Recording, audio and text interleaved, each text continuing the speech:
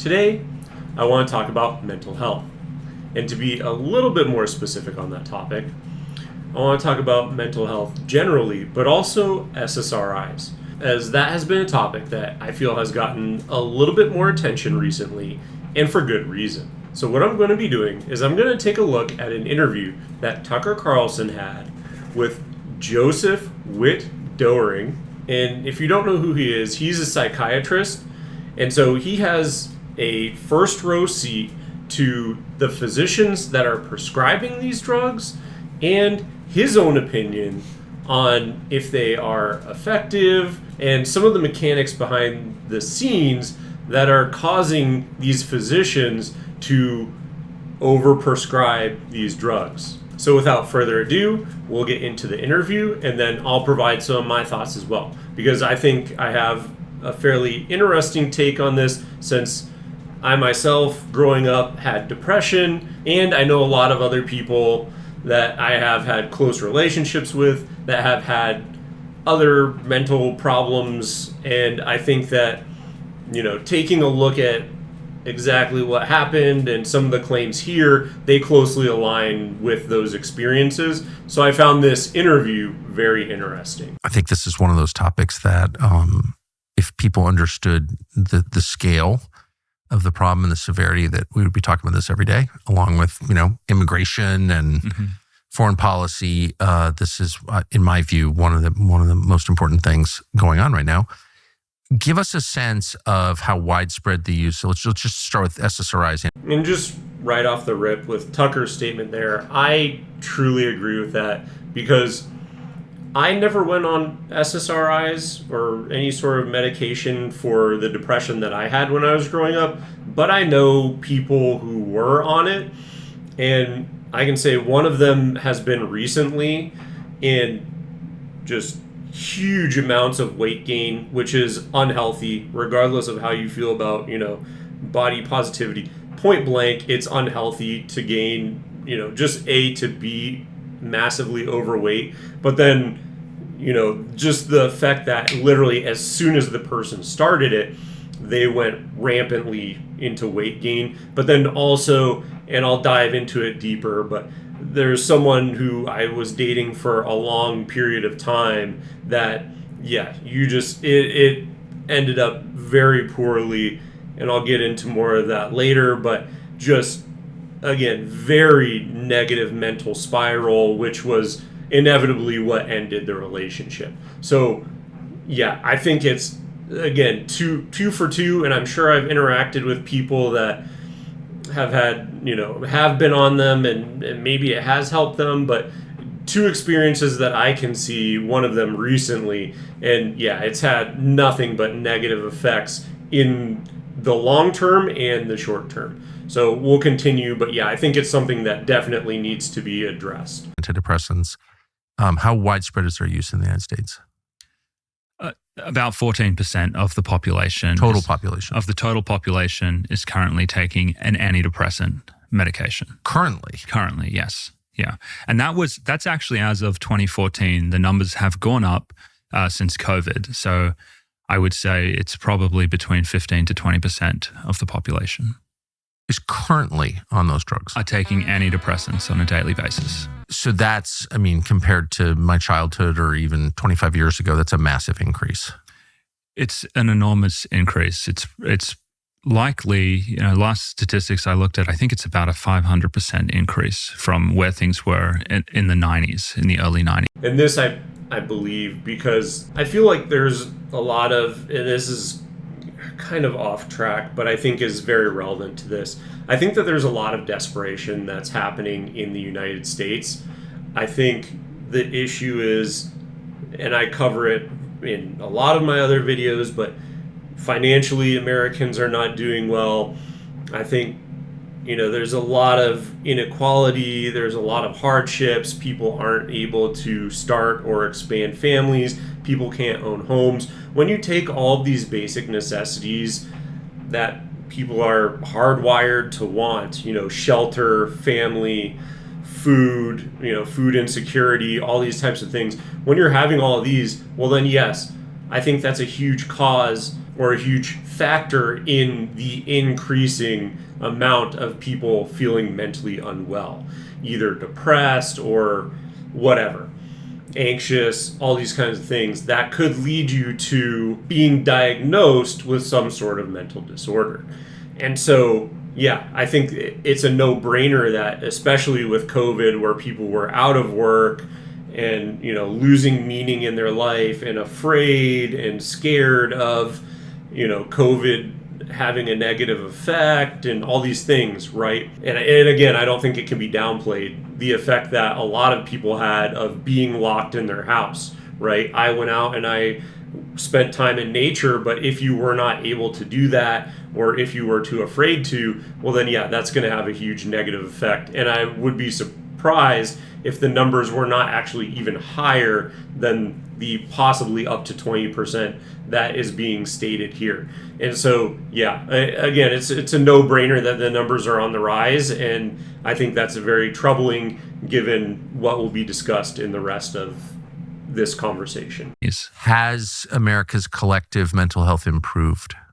No, there's actually more suicides. There's more disability from mental health problems, and teen suicide is higher as well. Okay.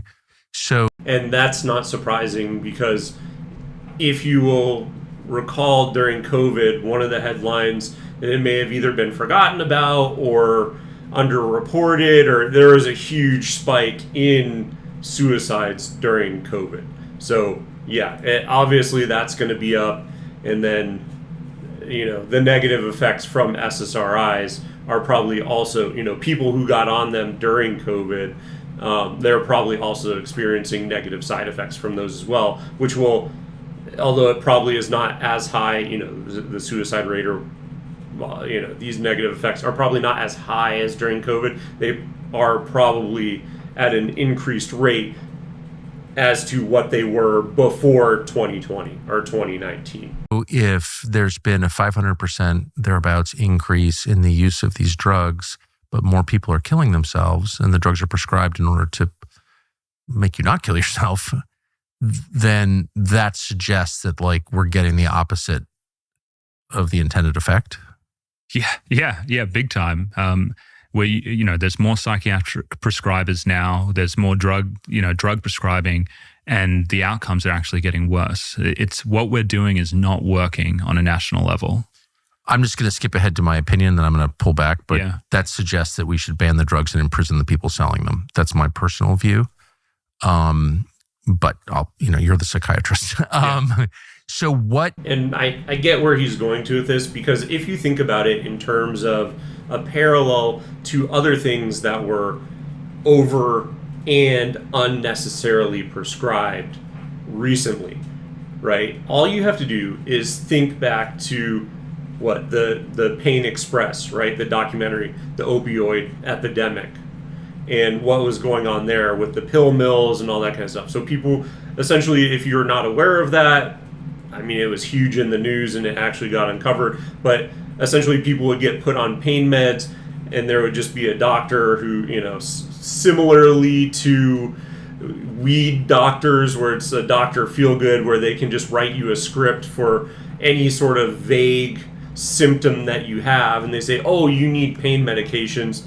Oh, by the way, you can go right next door and fill this script, and there's no tracking of it. And obviously there are a few more mechanisms in place here, so it's not quite as abusable, I think, as pain medications. However, the same thing can be said here, where I think, in my opinion, is that it's a forever drug, and I am very heavily against any sort of forever drug that they can put you on where there's no end in sight. I think any one of those you should look to get off of immediately, whether it's SSRIs, whether it's pain pills, whether it's statins, or any of that kind of stuff. I think have just the incentive. If you just look at the incentive structure of, this is a pill that we want to get someone on forever, you should be looking at treating the root causes and how to get off of those,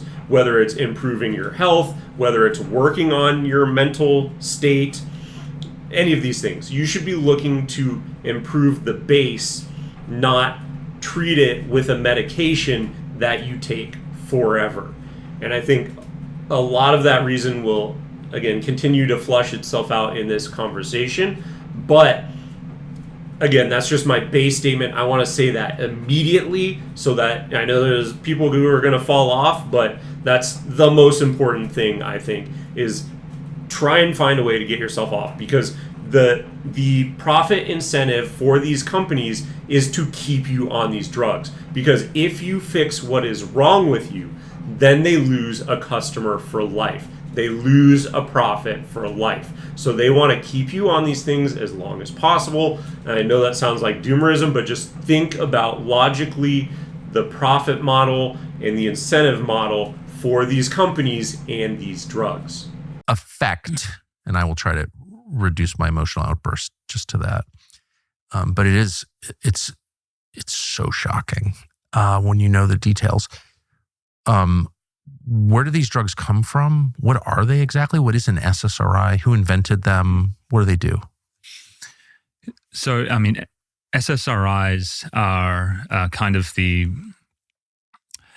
latest iteration of antidepressants. They've been out since the 50s, but Prozac really changed history when it came out in 1987. So this was a drug that was designed to modulate the serotonin system. This is by blocking serotonin reuptake. And so what that does is it increases the amount of serotonin between the neurons, and it actually has a drug effect. It will make people numb or emotionally constricted.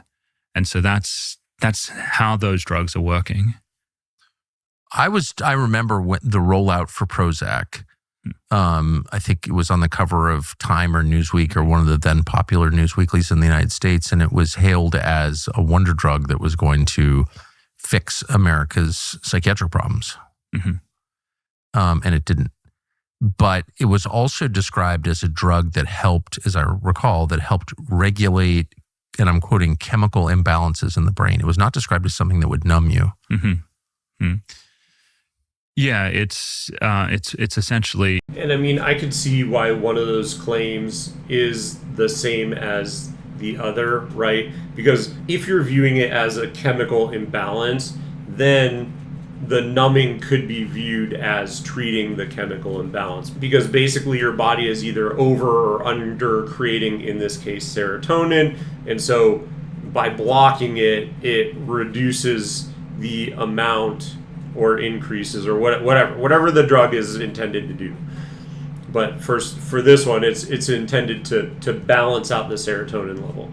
So yes, it's kind of a tough statement to make, right? Because again, depending on how loose the terminology is, that's what they would argue, is that is the regulation. But again, I think recently there was something that came out that said, actually, these things are not because of an imbalance. The imbalances aren't actually a thing. It's different causes and root causes that are causing people to become depressed or anxious or whatever they're trying to treat with SSRIs. Just a story that was sold, the chemical imbalance myth was a story that was sold to doctors and patients to make them feel better about taking drugs for their mood. Because I think intuitively, many people, when you say, hey, I'm unhappy, I'm anxious, I'm depressed, if you went to that person and said, hey, do you want to take a drug that's going to mask those symptoms? Intuitively, people would say, no, I'd rather get to the root cause of that. And that's exactly the point that I was making. Yes, you should want to. And that's the thing that I think a lot of Americans especially love to do, but people in general, is that if you can externalize something, no one wants to admit when they're at fault. No one wants to say, hey, this is of my own doing. Hey, this is, or something traumatic happened to them. They don't want to have to confront it and overcome and actually work through what happened, right? Because if it's so traumatic that it's causing you some sort of distress or despair, well, then having to confront it and take a look at it and work through it is going to be painful. And this is from personal experience. I can say this because I had to go on a journey for 8 years to essentially cure depression that I had. And so this is the thing, though, is that, yeah, if you're given that option, which is, well, you're going to have to work through it, it's going to take time, it's going to be painful, or, well, hey, I can take a drug and make myself feel better. Of course, 99.9% of people are going to want to just take the drug and feel better. If that's the story that's sold to you, as he's saying, which I 100% agree in, is it's a chemical imbalance. It's something that you can't control. It's out of your hands. So hey, you just take this drug and you'll feel better. So of course, what are most people going to do? Especially if you're fed that line from a professional, is you're going to say, oh, they know best, this is what it is, and let's start taking the drug and, again, continue to take it forever. And so, yeah, that's why I think this whole model is so perverse, and it makes sense why people say that, yes, this is the path that I'm going to take. Sweeping things under the rug usually doesn't work that well. Yes. But when you craft a narrative about these drugs fixing a chemical imbalance, like a type 1 diabetic who doesn't have enough insulin, you give them insulin and it kind of sort of like a magic bullet kind of injects itself like right into that, pathological process and fixes it.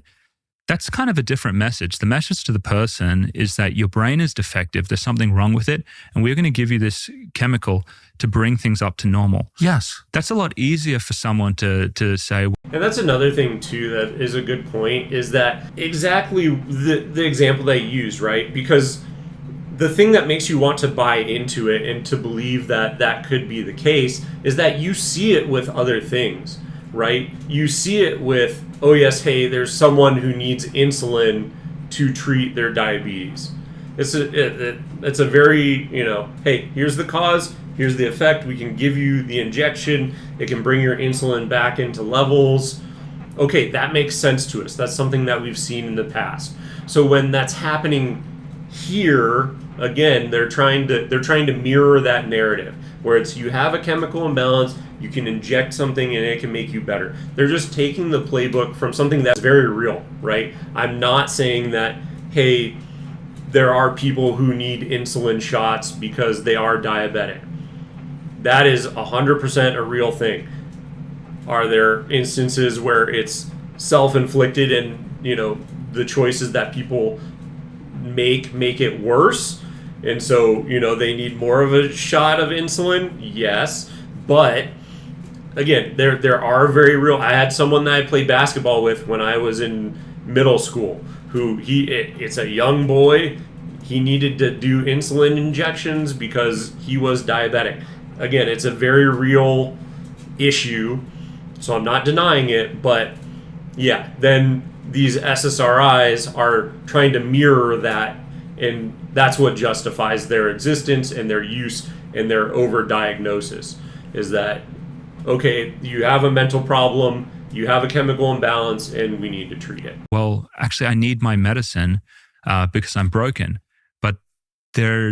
But that was essentially a lie. The idea that these drugs, fixed a chemical imbalance simply came from observations that when you give people serotonergic drugs, they can become calmer, they can look less depressed. And so rather than the obvious explanation being, okay, this is a drug effect that we're seeing, they are drugged and that's what we're looking at, people said, oh, well, maybe they just had low serotonin and now they're looking better because we've fixed this chemical imbalance. And so that message has just been grabbed by pharmaceutical industry and, psychiatrists to essentially lull people into this state where they feel more comfortable taking them. And that I can attest to. The person who gained a lot of weight recently, 100%, that was, I didn't have a direct interaction with her, but my wife did, and that was what she said, was like, yeah, I'm so happy now, all my cares are gone. And so do I believe that it's possible that what he's saying is, yeah, they're just being drugged and they're just artificially, inflating or deflating the serotonin levels, and it's not actually, it's not actually solving anything, it's not really fixing anything, they're just drugged. I would not say that that is impossible at all. And in fact, again, as I have also seen the long-term use effects of it, wearing off or stopping working or whatever the mechanism is. Again, I don't know that happens in everyone, but you can, I can say it just seems like the drug and then the body adjusting to it. To me, that's what logically makes sense. Is you get drugged and then at some point your body, it's like caffeine, right? If you think about caffeine, you don't have caffeine for a long time. You have one coffee, you're bouncing off the walls. But if you have it every single day, eventually your body gets used to that caffeine, and then you need more and more and more of it to get the same effect. And so that seems to me to be the case here as well. It changed, among other things, the practice of psychiatry completely. And I remember this just because I grew up in an affluent area where people use psychiatrists, not in my family, but everyone else's family. And the idea, it was Freudian psychiatry, and the idea was we are going to treat the root causes. Now, whatever you think of Freudian psychiatry or Freud or whatever, but you'd sit on a couch and talk about your childhood, like that would, by addressing the root cause of your problems, you would make it better. That was the promise of it, whether it worked or not. And then it felt like in one day, right around the time Prozac came out, Freud was being denounced everywhere as a sexist. Mm-hmm. And what I will say, because it kind of sounds like Tucker makes a little bit of a dig at it, but I think if you do actually, and here's the thing, is that if you can think about it, sometimes it helps to have someone walk you through these types of things, but if you're able to think about it, and just using my own example here, you go through, you say, okay, what is causing in my case, depression, right? And you go through and you work through, okay, I need to find, like in my case, it was like, I need to find happiness, self-sufficient happiness. What are things I can do in my everyday life that bring me enjoyment, that are repeatable, that can essentially make myself self-sufficient and work through why I was depressed in the first place. So, being able to, in my case, go out in nature, have very hard, difficult things that I do, that because I think exercise plays a huge component of it. I mean, once every year I go out and I run essentially the biggest mountain out here. And when I get done with that, it puts everything else in perspective. Nothing can fluster you after that, because your body is basically dying as you're trying to go up this insurmountable task.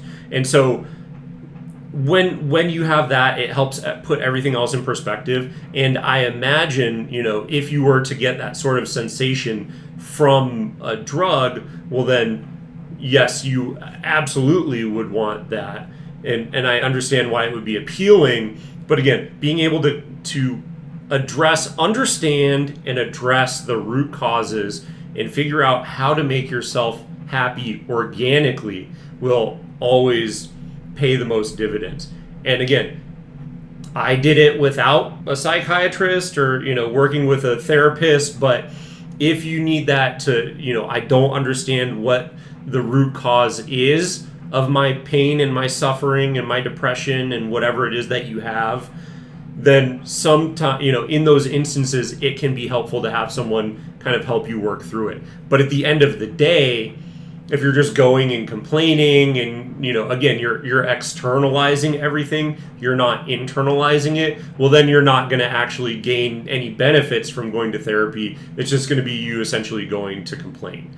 And so I think, again, if you want anything to work, it has to be self-started, and you have to actually have the goal of, I want to improve myself, I want to make my life better, and I'm going to take these steps to improve my life. Because otherwise, again, you're essentially just wasting money if you don't have that mindset.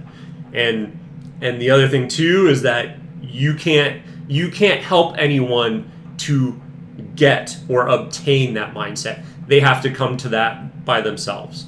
And so, yeah, again, just kind of a sidetrack, but I think it's a very important part of this conversation that, again, when I can interject my own personal experience into this to make it helpful, hopefully helpful to someone else, but shed a little bit more light on where I stand on this conversation and why I think it's so compelling and so important to be had, I'm going to interject it there as well. And Freudian psychiatry became not just sort of passé, but like affirmatively unpopular. Mm-hmm. And the role of psychiatrists was to dispense these drugs. That, from an outsider's perspective, that's what I noticed. And the other thing too about why I think that is the vilification, because again, look at the profit motives, right? If you can make money and put someone on a forever drug, yeah, why wouldn't you want to do that? But then the other thing too is you look at that is a slow process, right? If you're going to a therapist, and I think it's the more sustainable process, right? That's how you're going to find long-term success. But it's a slow process to go in and expensive, where I'm going to find out what the root cause is. I'm going to get treatment for it. I'm going to slowly improve the way I think about things and my mental state. That's going to be slow. It's going to be expensive because you're paying for a doctor visit every single time for hours, or whatever your time allotment is. So yes, that is going to be very expensive. However, versus looking at, I just got put on a drug and the drug effect is taking, immediately. It's fixed the problem. No, it's masked the problem. And again, eventually you're going to get that caffeine effect where it wears off, or it becomes less effective over time. And so, yeah, of course, when you're looking at it, I have this long, painful process that will eventually get me where I want to go, and in that time frame, it's expensive. Or I can pay for a drug, and actually, if you were to think about it, over the long term, you're going to end up paying actually more than you did in this model.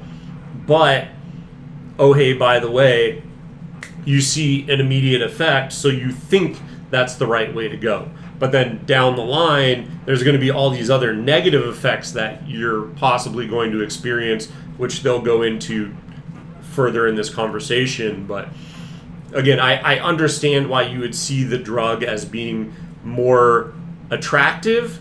However, I think the other approach of actually working through what you're going through or what the problem is the better approach to it at the time. That is what happened. And I think what was going on was all of a sudden you had $1 billion war chest of marketing spend that was trying to seize control of the narrative about medications.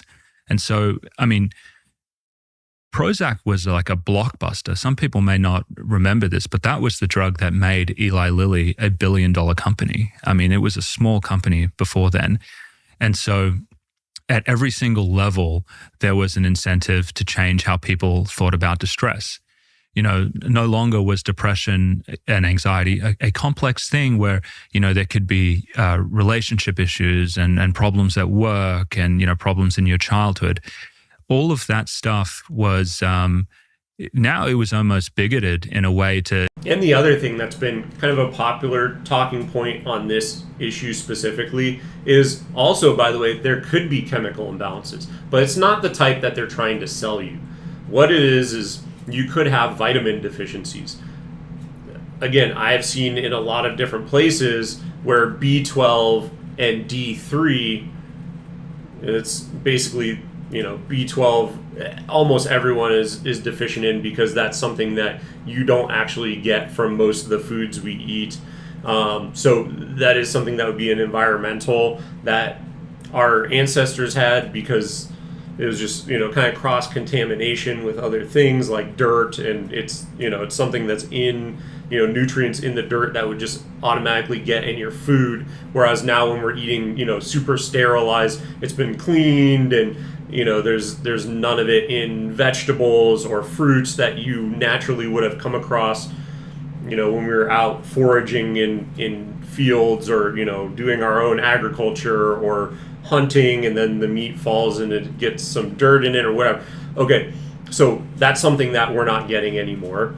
But then also D3, which is sunlight, when you're stuck indoors and you don't go outside and you're not getting sunlight, well, a deficiency in those two vitamins, which it's very easy to be deficient not in the the world, but especially the United States, well, those can actually cause symptoms of depression. So you may actually have a chemical imbalance, but again, it's not the one that you're thinking of.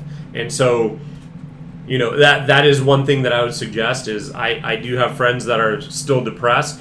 And if you are watching and you've made it this far, look into those vitamins if you're not already taking them. And I highly, highly, highly suggest trying those and seeing if it makes any sort of difference.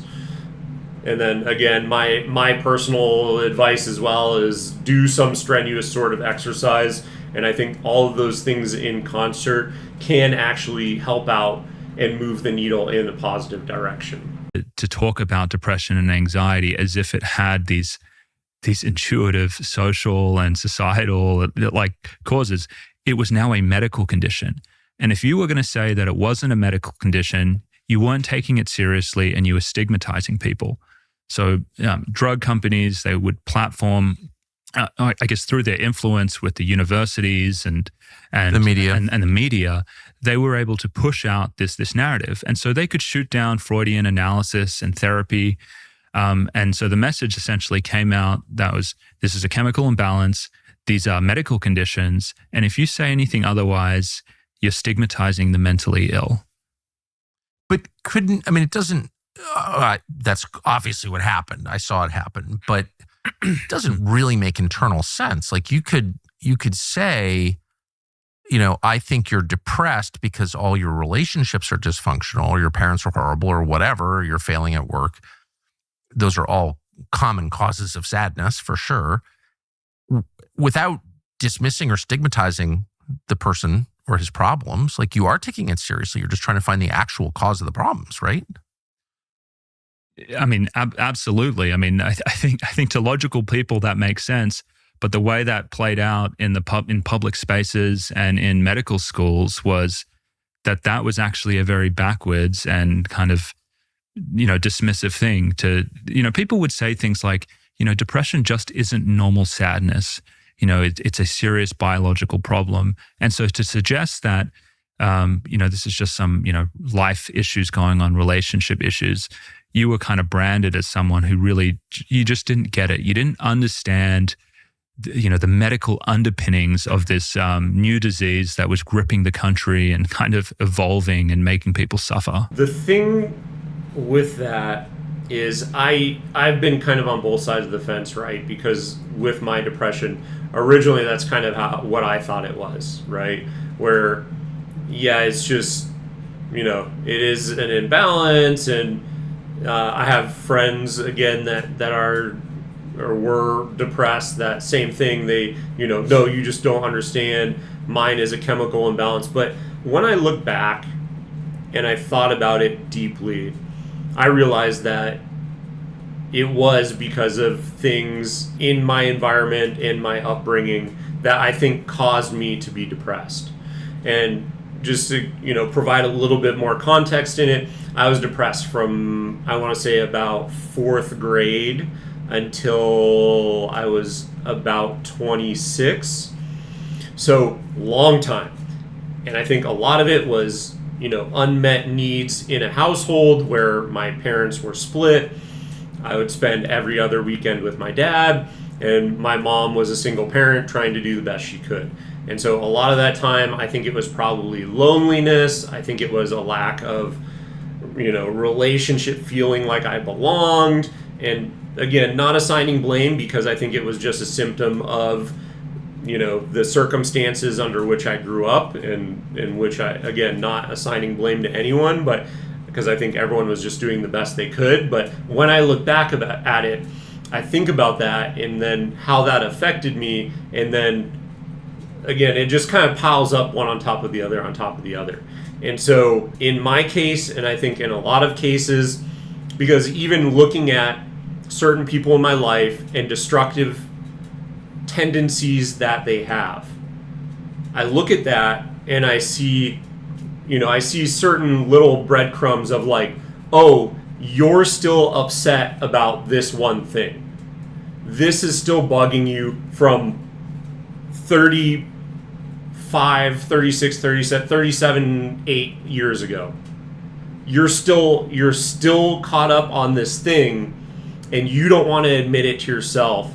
And so it's having a negative impact on your health, your mental health, which is causing you to overeat, or lash out in a certain way, or seek attention from people who don't matter, or whatever it is, all these different negative things. And so that's the thing is, again, I can see it in people, but to the other point that I made earlier, oh, by the way, you cannot make them want to fix it. They have to want to fix it themselves. And that is a very hard thing for people to do. Because to do that, you have to admit that I have a problem and I want to address it and I want to fix it. And that is very hard for people to do. Again, speaking from personal, it took me 8 years to get there working on it by myself. It's not something that's going to happen overnight, but I'm much better for it now than I was when I was, 4th grade through being 26 years old. So, take it from me. Yes, it is very challenging, but again, if you want to fix your problems for the long term, that is the path that you need to take. Did the people making these claims understand the medical basis of this illness they were describing? No. I mean, that's the irony, right? So for example, they say it's a chemical imbalance. Did anyone ever describe what balance is? This is like a white lie that people sort of rationalize to themselves. Because people have looked at the chemical imbalance, and there is a clear way to do it. You can look at the brains of depressed people on autopsy, and you can actually look at receptor levels and say, is there any changes in the receptors? You can stick needles into people's spine, and you can draw out fluid, and you can look at the metabolites of things like serotonin, and you can get depressed people and undepressed people and say, is there any difference in the actual amount of serotonin floating around in the brain? Every time they've done this, they have not found that there is any difference between depressed and undepressed people. But there's no difference? There is no difference. Which is disgusting because, again, that's the narrative that they have put forth. And I think 100% they did it, for the profit incentive, but because they have an example like the insulin where they just say, oh yeah, there's a chemical imbalance, and so we shoot insulin in and it fixes the imbalance. Same thing here, right? And that's the thing that they're trying to say. And it's so disgusting now that has been the story that has been told. And like I said, this is something that I've heard from friends who are depressed where they go, oh, well, I have a chemical imbalance. And just because you were able to work through your depression doesn't mean that means you didn't really have depression because mine's a chemical imbalance.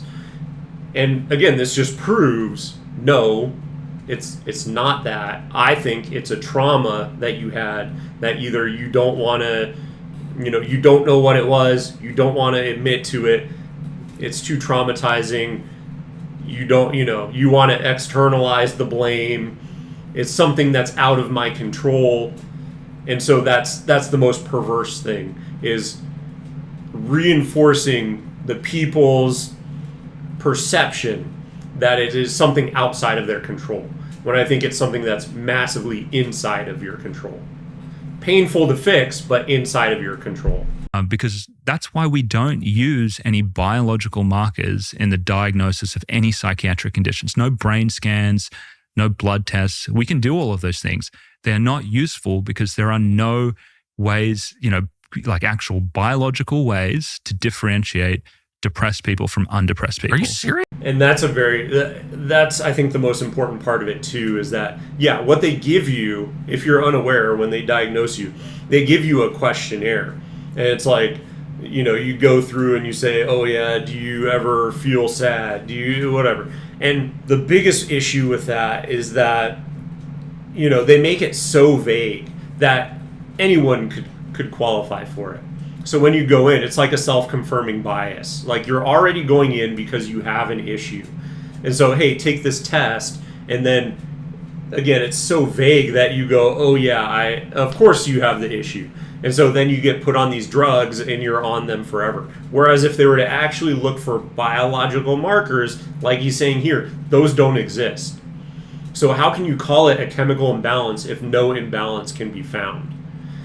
And that's, again, it's just so perverse. And yeah, I just liken it to horoscopes, right? Read your horoscope and you go, oh yeah, that's me. And it is funny because I had a friend who had a class where the teacher gave out a piece of paper to every single person. He's like, oh yeah, these are personalized horoscopes for each of you. And then he asked the class, how many of you think that your horoscope matches you? They all raised their hands. And then he goes, you all have the exact same piece of paper. And they did. And so you can write things in such a way that they're so vague and apply to such a large amount of people that then, oh, hey, well, now I have, this condition and I have to be put on SSRIs. And it's the exact same thing as horoscopes. You look at it in the testing method. So, calm down, horoscope people. But, I would challenge you to go through and read each and every horoscope and say at one point in time or another, which one of these has not represented me. And again, that's the thing, is if you can write it in a way that it's vague enough that you can say, oh yeah, I think that is me, or that's me some of the time, well then, hey, now we can sign you up for a forever drug. So what is the actual incentive for them to do that? It's huge, because now you're essentially paying them a subscription fee forever. Yes, absolutely. Yeah. Okay, so, well, that's not a white lie then. That's like a massive whopper. If you're telling me there's a biological basis for anything, but you can't show it, then you're lying. Yeah. Or guessing at best. And the way they justify it was, well, okay, so we haven't found it yet, but it must be a medical problem and we're eventually going to find it. And rather than admitting that, in the meantime, we'll just tell people it's a chemical imbalance because it's just an easy kind of metaphor for them to understand, and it helps us dish out the drugs without. And that also brings up another thing to think about, is that reinforces what I was saying about it being just a medical reaction to a drug that you're seeing, right? A cause and effect, where you take the drug and the person is being drugged. It's not fixing the problem, it's drugging them. Because again, if there's no biological markers that can tell you this is the difference between a depressed person and a totally normal person, well then, hey, guess what? It's literally it's not fixing anything, right? There's nothing in there that puts the markers back to a normal level. Instead, you're literally just drugging the person and you're seeing the effect of the drug. So again, this just further backs up the statement that I made before. So just keep that in mind. People asking too many questions. But it's untrue. It's untrue. Therefore, physicians should not say that, or they should lose their medical license. They shouldn't have been saying it. But yeah. I thought, strict adherence to reality, honesty, I thought that was a prerequisite for practicing medicine, getting a license. Yeah. Well, what's happened in the space of psychiatry? In my opinion, the problem is just you get indoctrinated all through school. You think that you're doing the right thing. These are the experts. This is what they're telling you. You want to go along with it. But again, the perverse profit motives are at the heart of it. And so they get a few people who are less scrupulous to go along with it. They show, hey, we're getting results where they don't feel depressed because we're drugging them. So then, all right, yeah, just green light it, get everyone to go in this direction. We're going to teach everyone that this is what it is. And as the saying goes, when you have a hammer, everything looks like a nail. So of course, they think they're doing the right thing, right? It's coming from an empathetic place. They've been taught their entire time that, yes, this is what you need to do. This is going to be what's best for the patient. And so, yes, I want to help people, so I'm going to do what I've been taught. And that's why I think the majority go along with it. Tree is almost like our field has become so overrun with pharmaceutical propaganda that it's not really an issue of truth in a lot of places. It's like a moral issue. Doctors feel the need to almost encourage people to take these medications and cheerlead them onto it. It has been sort of cast as a issue where it's like, these medications are heavily stigmatized. There's a bunch of like rednecks running around telling people to pull themselves up by their bootstraps. That's the other thing to think about is, they are also heavily incentivized to prescribe because if they're prescribing, they're getting kickbacks from the drug companies. But then also the other thing too is in certain circumstances, and I'm not saying it's particularly like this here because I'm not 100% aware, but think about, immunization for children and when they're growing up. If doctors do not immunize at a certain rate, they basically can lose funding. And basically they make way less money if they don't, hey, everyone sticks to the schedule, we have 100% immunization rate, that kind of a thing. So again, the incentive for them, they went to school, they have a lot of bills, again, they've been indoctrinated, they think that this is the right way. All the incentives, including financial, are pointing them into the direction of following what the socially acceptable path forward is. And so again, you can't blame all of them, right? They should be, you would hope, more intelligent because you want an intelligent doctor, right? You don't want dumb doctors. So you would hope that they would be able to overcome that and see. But then again, there's also the perverseness of the financial incentivization that exists as well. And so, there's a bunch of factors basically raining down on them that, of course, it just makes sense that they're going to go along with the flow. They're not going to swim against the current. That's like the boogeyman that's cast out there. Seriously? Yeah. And so, that people are like, there's that there are rednecks out there. Yeah, there are rednecks out there stigmatizing the mentally ill, saying, your suffering isn't real. And so we need to, kind of peddle this narrative about there being a chemical imbalance and encourage people to take these medications because mean society out there is telling people to just sit there and suffer in silence and to not take the drugs. And so doctors see it as like almost this is what medical school was like for me in residency. It's like you don't question the drugs, don't question the side effects. You need to encourage people to take them. So it's hinged away from truth. And that's exactly what I'm saying is, indoctrination all the way through school. So you have to be a real critical thinker to, hey, look what happened and let's course correct and actually try and fix the perverse system. It has become more of this moral issue. That at least that's how. Sounds like a religion. Yeah, that's what decades of drug company propaganda has done to kind of shape the narrative about how doctors and patients in the media view this issue. So you go to med school, you decide to become a psychiatrist.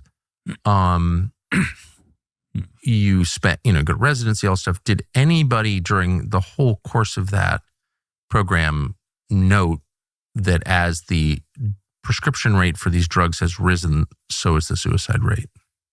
No, not at all. Yeah, they don't notice that. They don't bring that up at all. Isn't the whole point of medicine noticing the connection between behavior and outcome?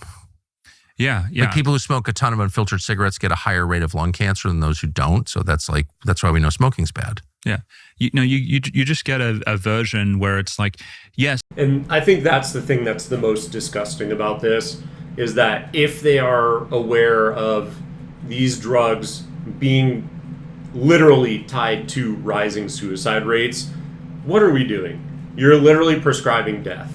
And I would like to say that this is shocking, but literally just look at like I said, the Oxycontin Express, where they were over-prescribing pain pills, and they were just basically profiting off of the death and despair of the average American, or the most disgruntled American, right? People who, accidentally gotten these pain pills or got prescribed them by a doctor and then ended up getting chemically addicted to them until, and continued upping the dosage until they passed away. And so, again, you would like to think that there would be some sort of accountability and some sort of recognition that, oh, hey, we're causing extreme amounts of harm to the public and we need to cease this immediately. But I think we've seen time and time again where this is just not the case. And these companies and these people just put profits above everything else. And quite frankly, it makes me never want to trust them again. It's completely disgusting. And again, if it was just a one-off, you could say, hey, Ryan, you're being crazy. How can you tie these things together? But I think it's almost undeniable at this point in time where, again, we've just seen it too many times. You can't deny it at this point. It's not a new thing. And again, that's what's so disgusting about it, is it just seems like it happens over and over again, and they just are allowing it to continue occurring. There's not been any sort of course correction. No one's been prosecuted. Like, okay, yes, they settle. Sometimes they have a settlement of whatever, billions of dollars, I think, at the highest level. But, oh, by the way, they made tenfold that. So does it even really matter that they're having to give back all this money and pay out these settlements, because the amount of money that they made from it, it's just a slap on the wrist? Mental health is getting worse, but instead of them saying, well, it's because our treatments don't work, what they will say is that, the depression is rising. This is a serious medical condition. It's occurring more and more. And us and our drugs, we are stemming the tide. If not for us doing this would be overflowing and getting out of control. And so rather than actually reflecting on the fact that things aren't getting better, they are just saying that, this depression, which didn't really happen that much before, it's just happening more and more and more. And so that's how they justify the worst outcomes. I get it. I mean, they're children. And, oh, hey, what a coincidence that all these other things that I love talking about, such as income disparity, the inability to be able to afford housing, basically just everything, all the prices going up, people getting in more and more debt, all these measurements of despair that are creeping up, and that I bang the drum on. Oh, how coincidental that these are all creeping up along with depression rates that are going hand in hand with them. And then, oh no, it's just, it totally unconnected. I'm sure they have nothing to do with each other. Again, there's a reason that I cover these topics, is because I think they're the most important, and I think they have the biggest effect on the mental health and the well-being of the entire country. And I think it's overwhelmingly going in a very, very negative direction right now.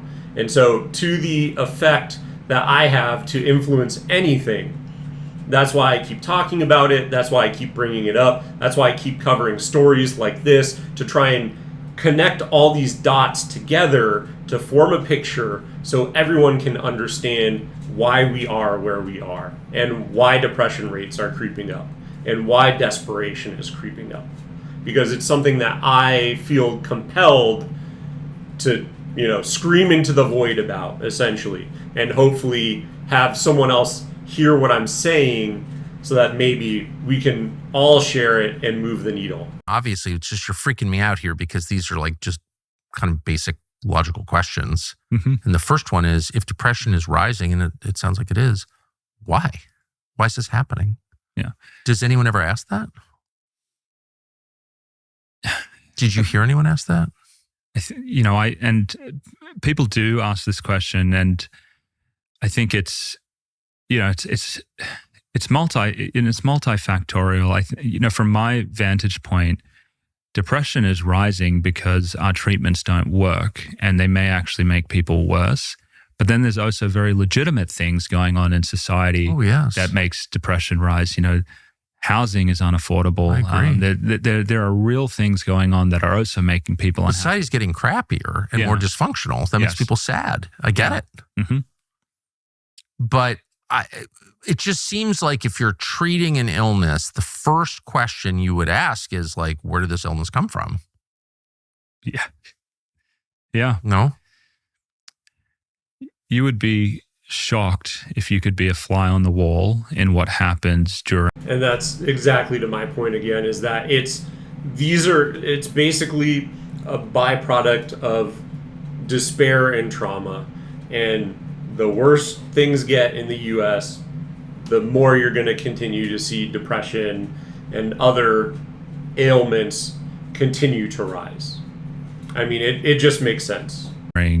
Like psychiatric interviews, because this is what happened.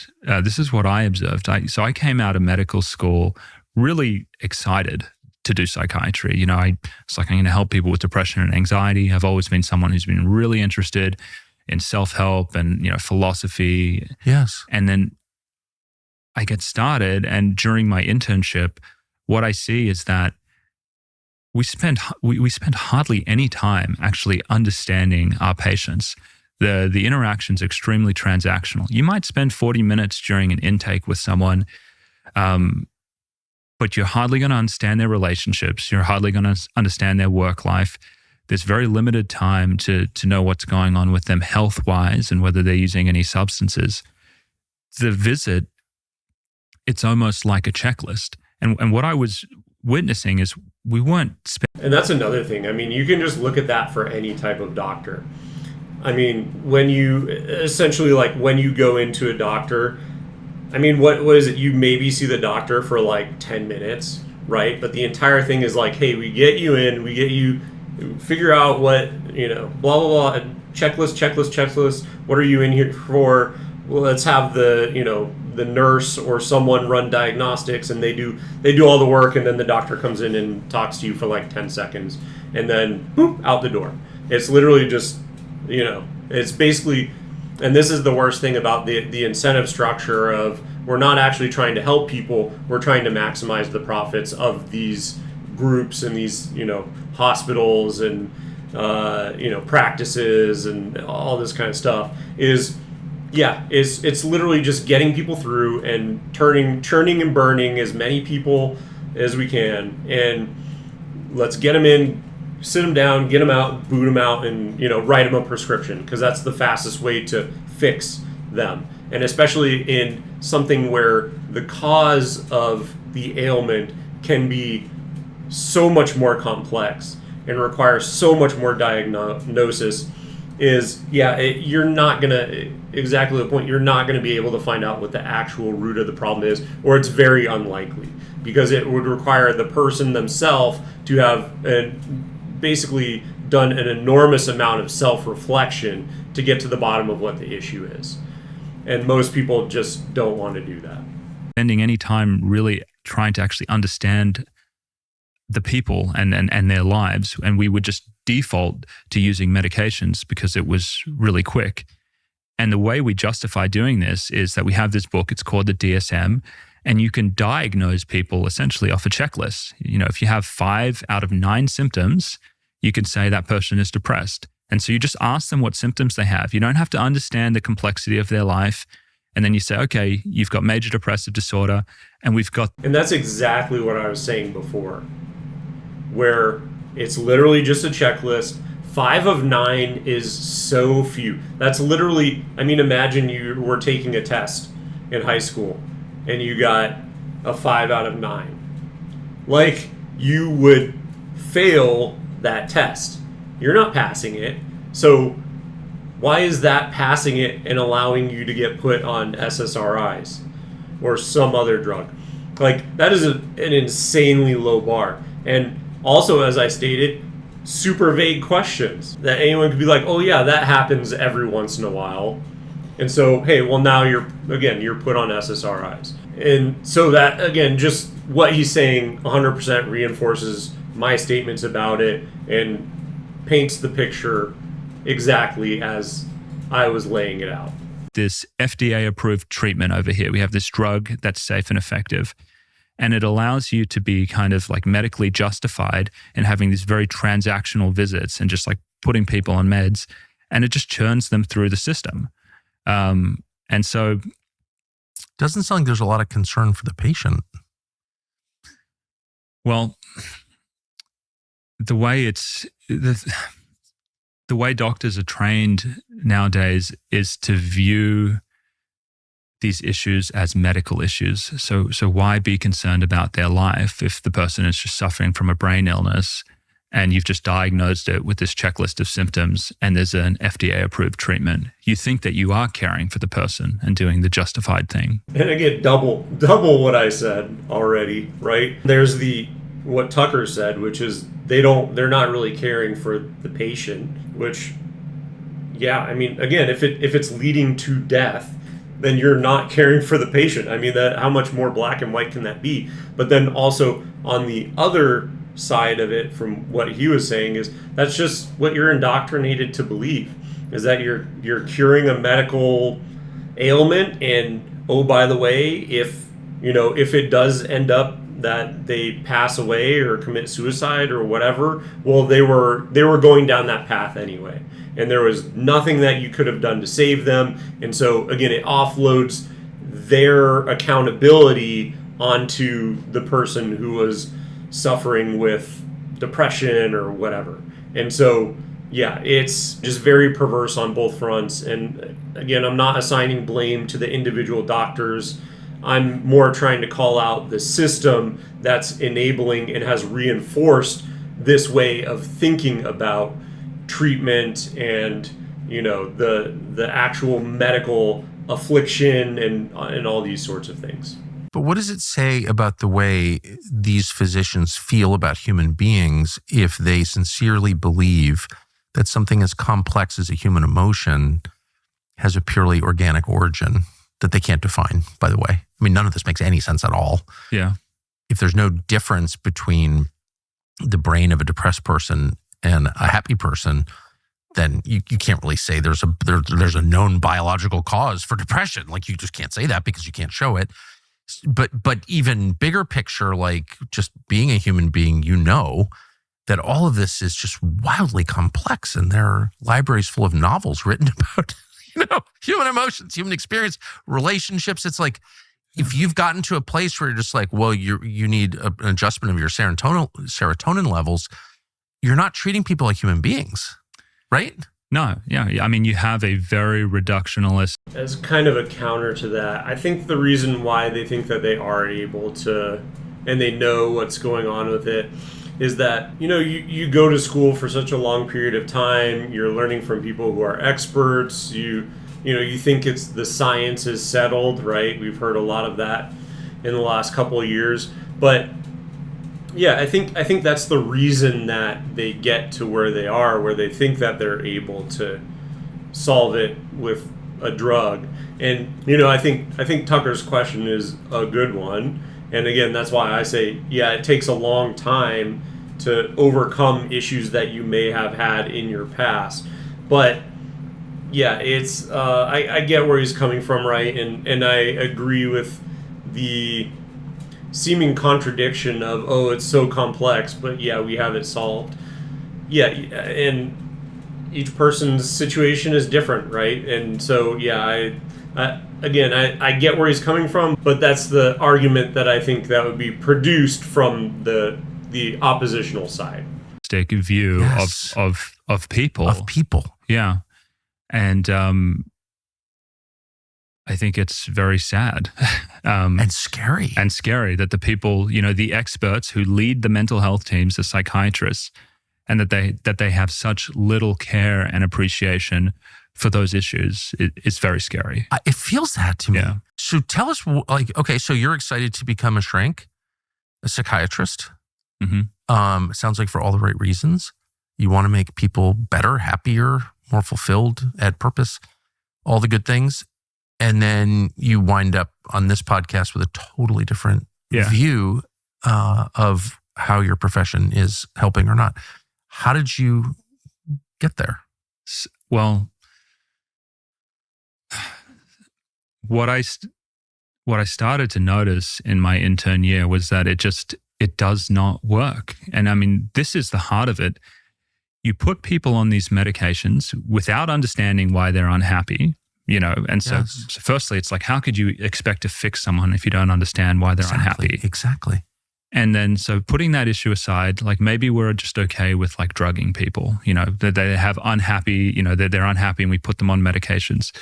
Maybe that's okay. I mean, that is patently obvious. If there's anything that physicians are okay with is drugging people. I mean, there's a drug for everything. So, yeah, that is not surprising. Although I don't agree with that. The drugs, they just wear off over time. You put someone on 5 of Lexapro, in a starting dose. 6 months later, the effect has usually worn off and they need a higher dose.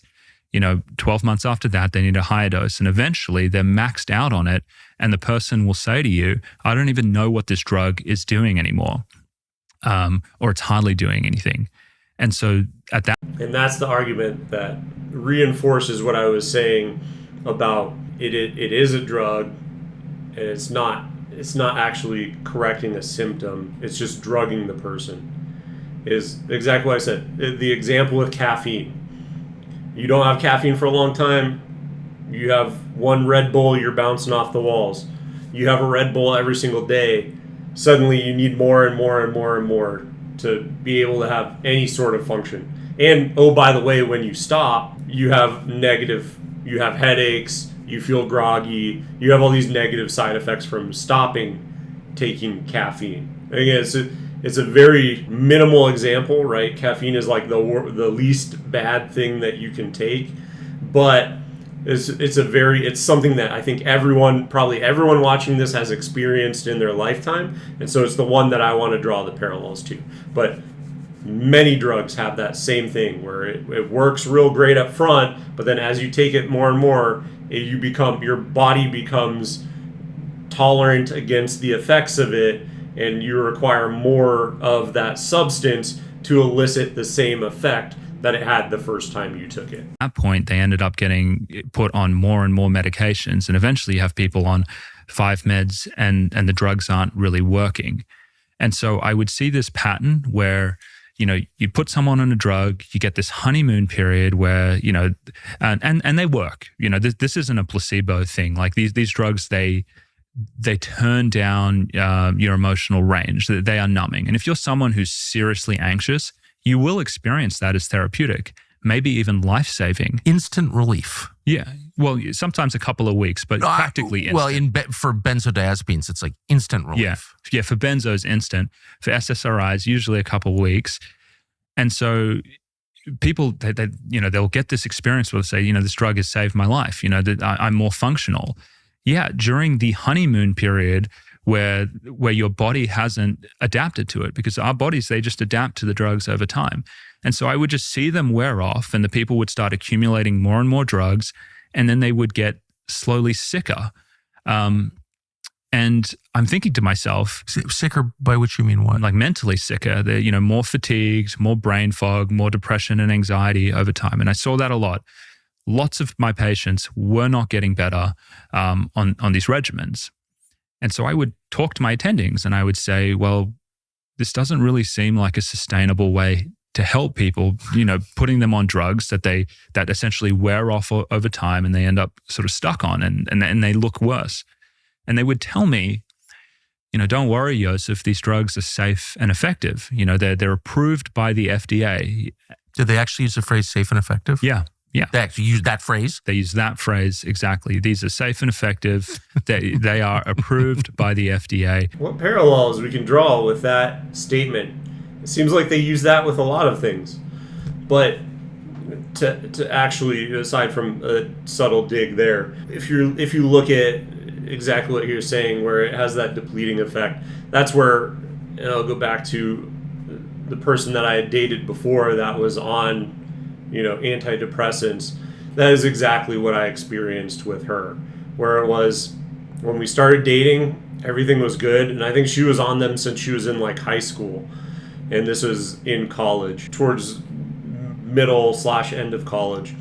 It just down and down and down and down until, and I think she had like a bunch, kind of exactly what he's saying, where there are a bunch of other factors where it's like bipolar, where she would be totally fine 1 second and then flip out, And then, towards the end, she would just make very negative statements towards groups of people, like frat guys. She said she wished they would all die, or she literally told me towards the end of the relationship, I think in a moment of clarity, that she was lying to her family and friends about me to try and get her, because I didn't want to move to where she was going to college and whatever. So, but that was, she would literally lie to her friends and family to get them to say negative things to reinforce her that, oh yeah, she should break up with me. But they were just complete lies and fabrications, and none of it was true. And so, yeah, it was, I don't know if it's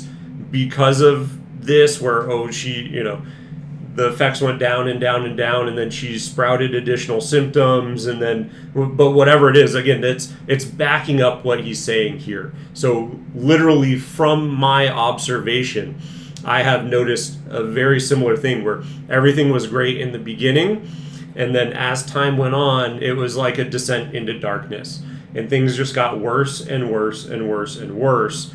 And so that's why, again, this conversation resonated so much with me, is that I have proof points that I can point to from my personal experiences, not firsthand because I wasn't using it, but literally in the sense that I knew someone very close that I observed this happening to. And again, if they know this is happening, it's completely disgusting that they're continuing to prescribe these things and medicate, and all for profit, essentially. Nothing to see here. Don't worry about it. Why would you be concerned about this? The authorities have spoken. Are these actual doctors? Yeah, these are professors. They look at you in the face and say, "Don't worry, Josef. They're safe. They're safe and effective." Yeah. You're freaking me out. Yeah. And so I think I'm 26 at the time, but this does not sit right with me, and so I decide that, who am I? I don't understand this research. I'm going to become an expert in it. And so after residency, I go and I work for Janssen, which is the pharmaceutical arm of Johnson & Johnson. And I get involved in clinical development there, doing a fellowship so I could see how the pharmaceutical companies develop the drugs.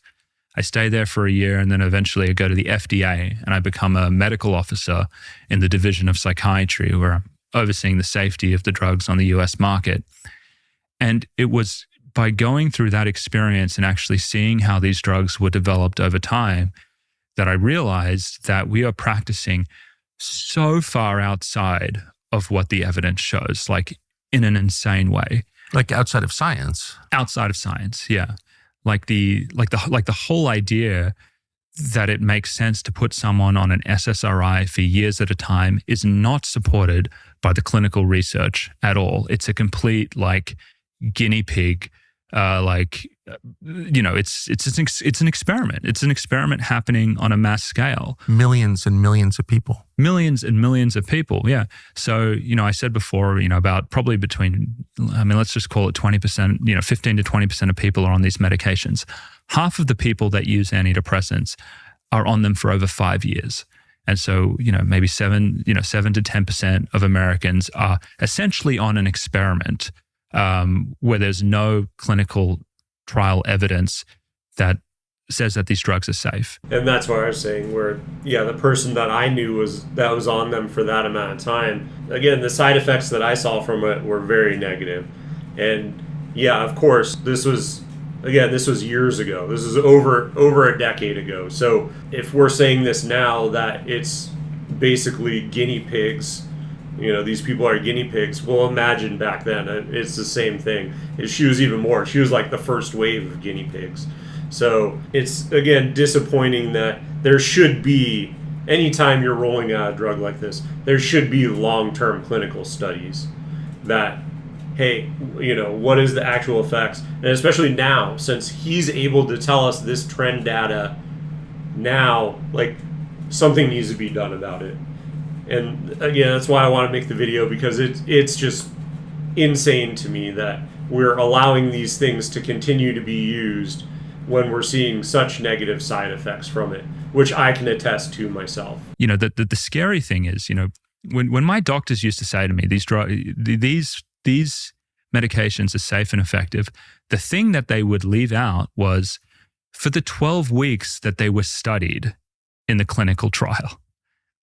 That's like, and when you look at the research, there has never been a randomized controlled trial that has looked at this over 12 months. And 12 months, but you said there are millions, tens of millions of people on this for years. Yeah, taking them for years. And it is, and this is just insane, because anyone who has their eyes open will see that these drugs clearly wear off over time. I mean, that's why you have to keep on going up on the dose. And so it would be really important to actually see how effective these drugs are over time. Well, why wouldn't they? They have the sample. It's right here. It's in America. There's a lot of people to choose from. Yeah. They don't do it. And a lot of this happens just because of precedent, and there's a complete lack of backbone and leadership at the FDA to actually improve the way these drugs are studied. What was it like? You spent a year at the FDA? Yeah. What was that like? Yeah, it was really concerning, to be honest. Yeah. When was that? 2019 to 2020. Yeah. Why was it concerning? So FDA receives a lot of funding from the pharmaceutical industry. And I'll talk about a few things here. So I've always been interested in drug safety. That's actually what I do now. I help people come off meds after they've had side effects. And that's always been my interest. One of the issues is because the agency is funded by the pharmaceutical industry through PDUFA. This is a congressional law. I think they have 70% funding. What it does is it tilts the agency towards certain activities. So when pharma hands over money to the agency, they say, we're going to give you this money, but every time we give you an application for a drug, you need to review it within 9 months because, our patents are going to expire. And so you need to get it done in 9 months. Every time there's a protocol that comes in, you need to look at it within 30 days. There's nothing, I think, on face, that bad about it. Hey, it makes sense. There's commercial interest here and they want to get something. But what it actually does at the reviewer level is that all of our resources go towards drug development activities. And so we're reviewing protocols for the drug companies rather than following up on safety issues. So there could be something like, PSSD, which I'd like to talk about later on. It's a serious sexual dysfunction problem, or all these different side effects going on that need reports and that need attention from medical reviewers. And before we go too much further, I think it's important to call out just the fact that they are funded by these pharmacological companies, Big Pharma. That is an issue because, of course, the incentive is you give them whatever they want. And so, yes, also what he's saying here, but also just, again, at a base level, there's going to be some funny stuff going on. I mean, how could there not be, right? And so, yeah, it's just disgusting. And, same thing with the advertising, like Big Pharma advertising on cable or traditional media, right? Legacy media, is that, okay, they're going in, they're, providing all this funding. Well, then no one's going to do an expose on these companies and what these drugs are doing to the American public because, oh, hey, you're getting millions of dollars from these pharmaceutical companies. And so, yeah, of course, follow the incentive, follow the profit model. Of course, no one's going to say anything about that. So, yeah, just for that to happen is, it's a very perverse incentive structure and is no surprise why we're seeing the outcomes that we're seeing. Those were all just put on the back burner. They were neglected because the way success in our division was measured was that we were just getting these things, these activities done on time. And so there was much more of an emphasis on drug development activities. Now, and that's exactly it. Yeah, it's just a check the box thing. You're not applying any sort of critical thinking to it. You're not testing it over the long term, which it's being used for. It's just, check the box and on to the next one. And that's how you're getting your funding. Thing that was really disturbing about being at the FDA, it's not so much the agency, but it kind of speaks to academic psychiatry as a whole. Now, as I mentioned before, I think we're almost brainwashed when we go through our training to internalize these beliefs, that these psychiatric conditions, they kind of morph and they evolve and they can get worse. To criticize the medications is to be morally bad and to be stigmatizing the mentally ill and scaring people away from medications. Lots of academics, they end up working at the FDA. That's just a natural progression for them. And many of the people there had those beliefs. And so I didn't actually, when I looked at a lot of the colleagues that I was working with there, they were so hesitant to call out problems with medications. I think the really cynical side of me says, maybe there was like a laziness component, because if you identify a problem, you kind of have to deal with it. Yes. And you have to do a report. But I actually think it was more that they had been so kind of sucked into this narrative that they needed to protect the drugs, and they needed to, they needed to be kind of advocates for them. So rather than actually doing good science and really having a critical look at all of the problems that were happening with them, like the withdrawal problems, like PSSD, really clear issues, they were so hesitant to call people out, call it out. So I feel like it had been captured by industry just through all of that messaging. And that's exactly like I was saying before. It's not just that, but it's also the profit incentive. You've been taught this your entire career. All these things are, again, it's leading you in a direction. And that's the thing, is that you're not, it's so overwhelmingly difficult to be the one person, because everyone else, every other doctor is going along with this. Every other psychiatrist, all these people are saying, okay, this is the way that it's going. This is what we've been taught. This is what we've learned. And this is where our profit incentive is. So there's just all these factors pushing you in one way. So to stand up against all of that. And I'm sure he will be, if he has not already been, ostracized for standing up and saying these things. That is what the belief system is. And so, if you try and go against it at all, you get shot down. And I'm sure, again, he's going to get a lot of flack for this if he hasn't already. And it's kudos to him for being brave enough to speak out against these drugs and hopefully save people from getting on them in the future, right? So I hope it does some good. That's why I'm covering it, because I think it's an interesting topic, and I do have friends that are still depressed or whatever, and so if they can watch this and steer clear of these kinds of things, that's probably for the best. Okay. I'm not surprised by that. That's known, as you well know, as regulatory capture, and regulators are cut off from the effects of the drugs that they're regulating because they're not treating patients. So I'm not making excuses, but I'm not surprised. What I am surprised by is the behavior of clinicians, of physicians prescribing these drugs to individual people with whom they're in regular contact, and they somehow don't notice that these people are not getting better and then killing themselves, or going through all these other problems that are the results of side effects. Like, why don't the doctors notice this? Where are the decent doctors? So there are decent doctors out there, and people are waking up to this. But a lot of the rank and file physicians, again, they have been marinating in a soup of just marketing messages. Like when you see someone who is getting worse, like you put them on an SSRI and they have a manic type reaction to it. Does that happen? That does happen. Yeah, this is a side effect. Rather than saying, "Oh, we made you manic because we." And that's the thing that I was saying is, there are additional, like, again, the person that I was seeing that had these issues. Yeah, same thing, manic, bipolar.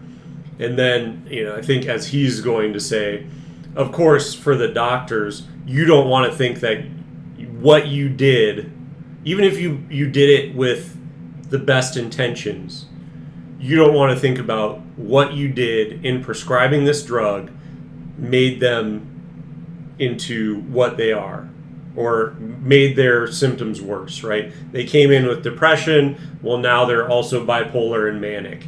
And so when that happens, you just go, no, it wasn't me. That's just, they were already gonna, you externalize it. You don't want to think that the drug that you did, again, you go into it for the right reasons, right? You go into it because you want to help people. You go into it because you want to make people better. And then just, again, you get captured and you get indoctrinated, and you don't want to think then that you're making people worse.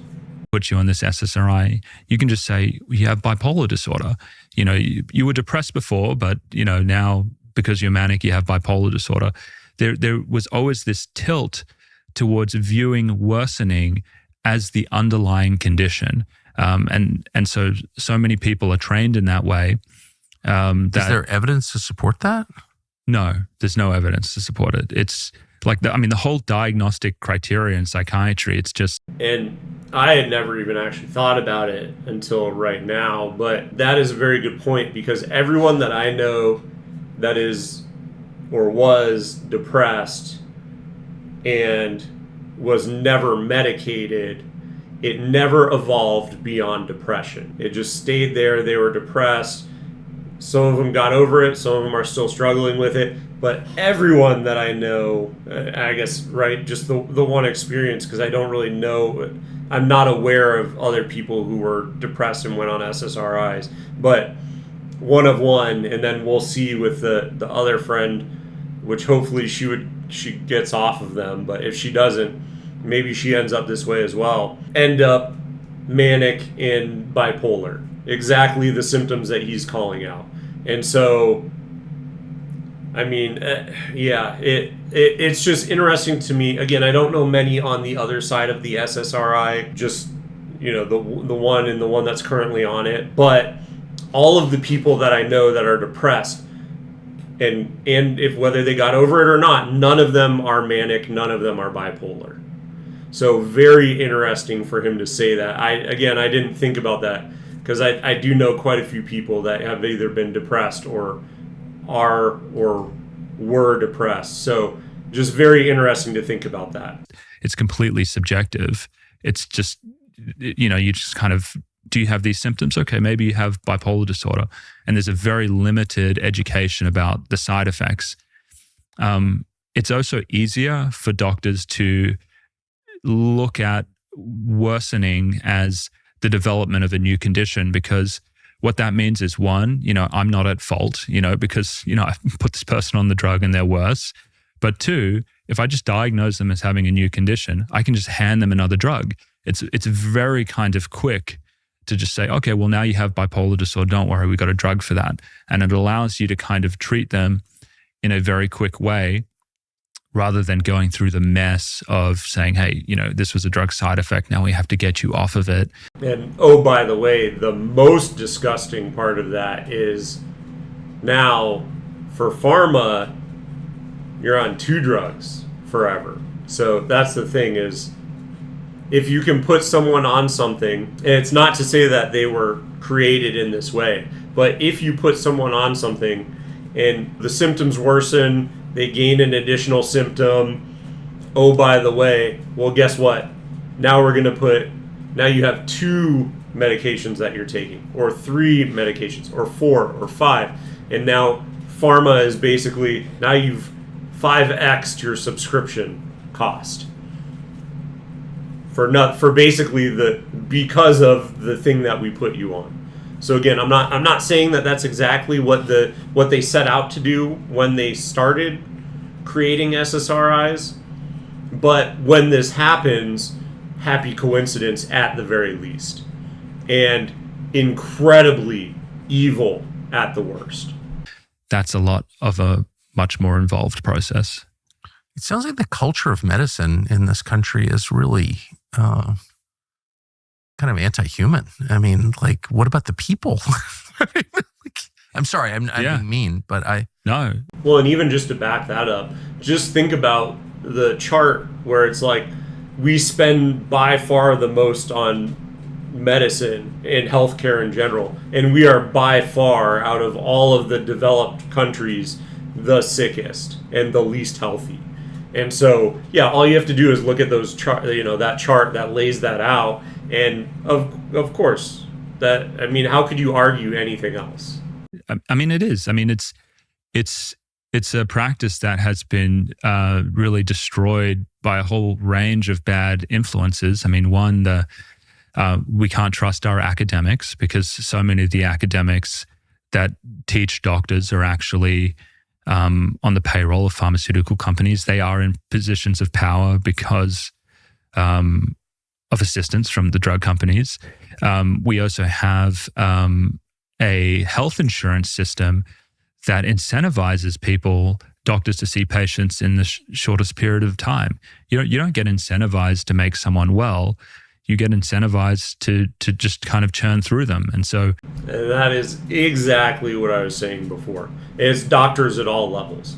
That's why you only see the doctor for like 10 seconds. But you see the nurse, but even then you have your allotted 30-minute, forget if you need additional time. Your standard appointment is you're in 30 minutes, kick you out the door, and they're literally just going to bookend them one after the other and fill up the entire day, because that's how they and the doctor and the insurance agency make the most amount of money. You make nearly, like if you were to see one patient for 45 minutes to an hour, you essentially make half as much as if you were to just churn through 4 patients within that period of time. So even doctors have this incentive just to default to the fastest thing, which is to diagnose someone off a checklist and give them a drug, because that's a hell of a lot easier than understanding their life and their relationships and their work and their health and all of that. And so that's really what's happened. What are the side effects of SSRIs? So there are a couple, but I want to start with one which really doesn't get a lot of airtime, and that is actually the effect that everyone has. And so these drugs, they work through emotional constriction. And there's an opportunity. What's emotional constriction? Numbing. So if you're having like a lot of anxiety, negative emotions, it kind of just sucks it in. But it'll also take out the positive things. So many people will experience that as therapeutic. But I mean, the risk of this is that you miss an opportunity to actually address the real reasons that you're unhappy. Many doctors, they will not talk to patients about this. And most people have very clear issues why they're unhappy. They're having problems with drugs. They have relationship issues. They have work issues. They have, they're eating terrible foods. They have like massive insulin resistance or diabetes that has completely disrupted the energy system of their body, and their neurons are just starving for energy. And that's actually a really good point too, because if you think about it, right, as I have mentioned, you have to be able to diagnose what the issue is by thinking about it, and that is literally impossible if you are numbed. So it's not a factor anymore. So there's no reason for you to want to change. You're literally never going to solve the problem unless it just accidentally resolves itself somehow. Like, it's just a very good point that he's making, that, if you think about it logically, it makes sense that you're not paying it attention.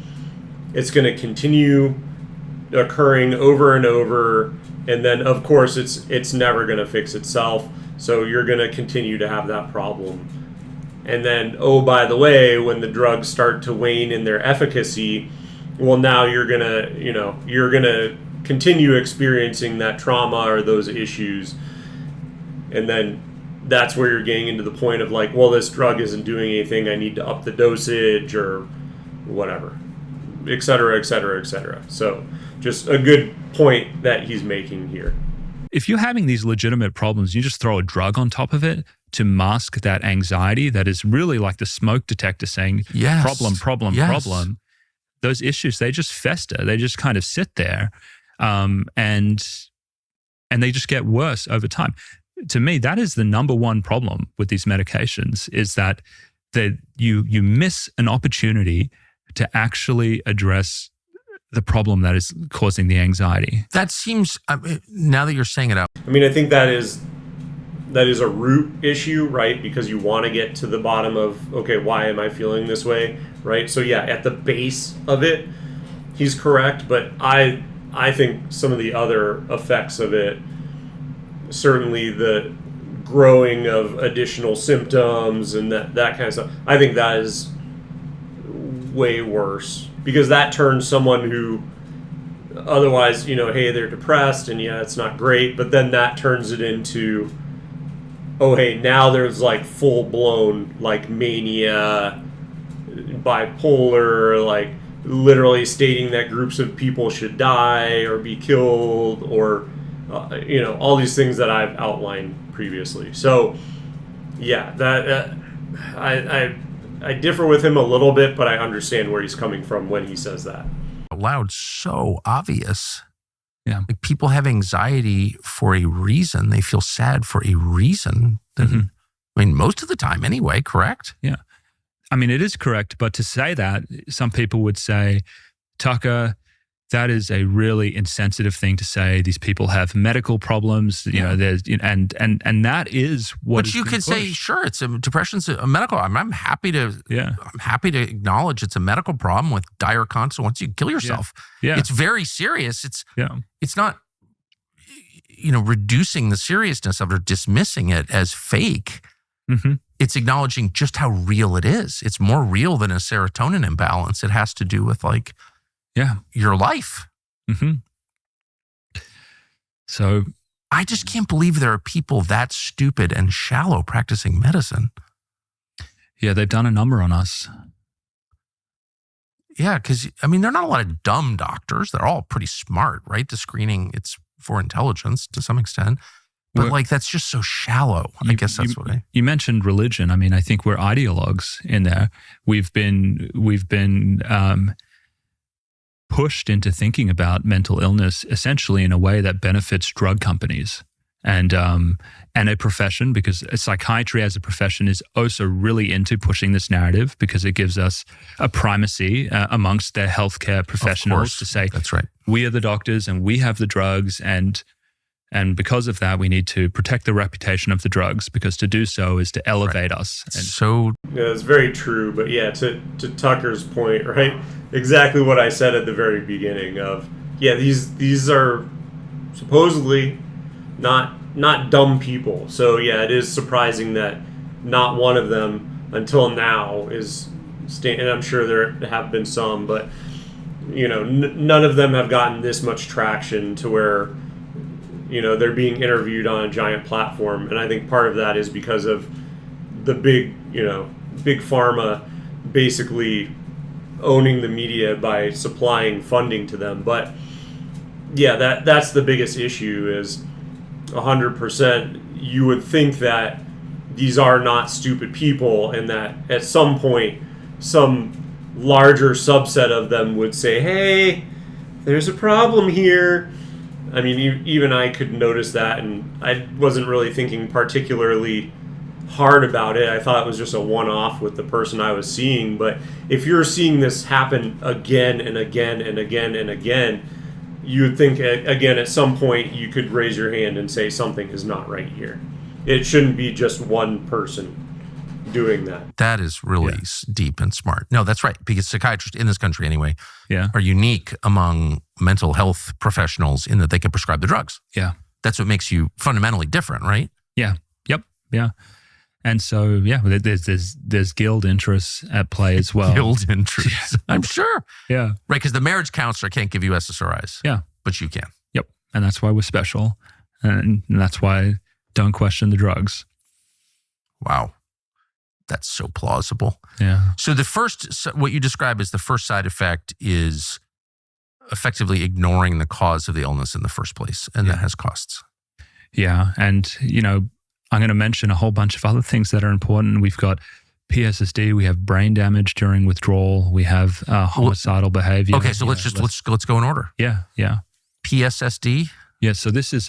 What does that stand for? It stands for post-SSRI sexual dysfunction. And from my perspective, this is the biggest scandal in psychiatry going on at the moment that has been not discussed. Now, there are people who get put on these medications that, firstly, one of the big side effects of these medications is sexual dysfunction. It happens in, I think it's like 70% of people who take... 70%? Yeah.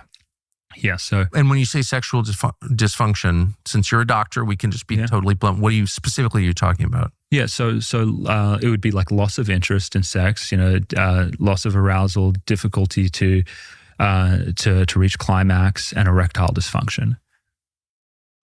Wow. Yeah. 70%? 70%. It's a really normal side effect. But